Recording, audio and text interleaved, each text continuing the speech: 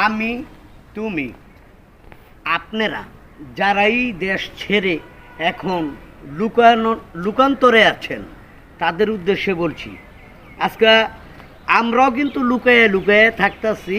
2 বছর অলরেডি হয়ে গেছে গা।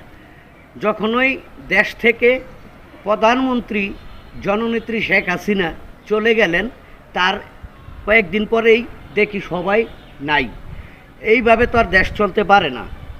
যারা পালিয়ে বেড়াচ্ছেন তারা কি খেয়ে আছেন না না খেয়ে আছেন, দলের মধ্যে নেতাকর্মী যারা, তারা কোনো খোঁজ খবর নিচ্ছেন না। যেমন ধরেন আমার লগে যারা চলে, আমি সহ সবাই কিন্তু এলাকায় নাই।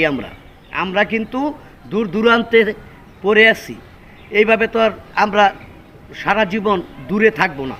এখন যারা আওয়ামী লীগ করেন, যারা বিএনপি করেন, বিএনপিতে যারা আমার বন্ধু বান্ধব ভাই ব্রাদার আছেন, সবাই আমাকে বলছেন ফোন দিয়া যে ভাই আমরা কি করবো। আমি বললাম আমি তো আর নেতা না, আমি হলাম শিল্পী মানুষ। তোমরা যার এমন চায় ভোট দিও, তবে দেশের পক্ষে থাকো।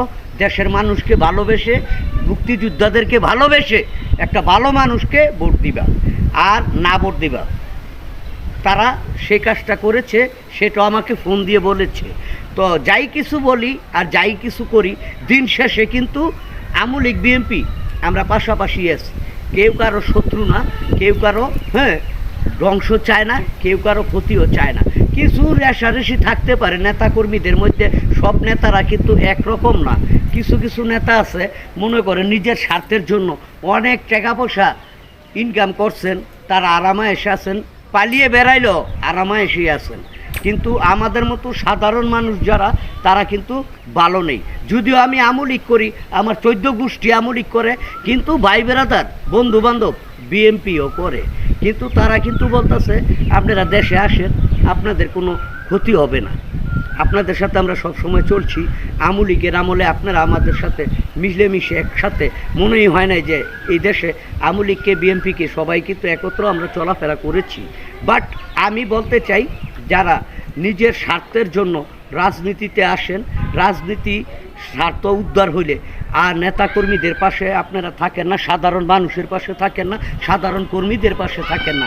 হাতের গোনা কয়েকটা বড় রাগা বল নেতা হইয়া জায়গা অল্প দিনের মধ্যেই টাকা পয়সা কিছু খরচ করিয়া। তো এই ধরনের নেতা কিন্তু আবার আমরা না। আমরা হইলাম কি জন্মগতভাবেই একটা দল সাপোর্ট করি, আমাদের টোটাল ফ্যামিলি একটা দলকে সাপোর্ট করে।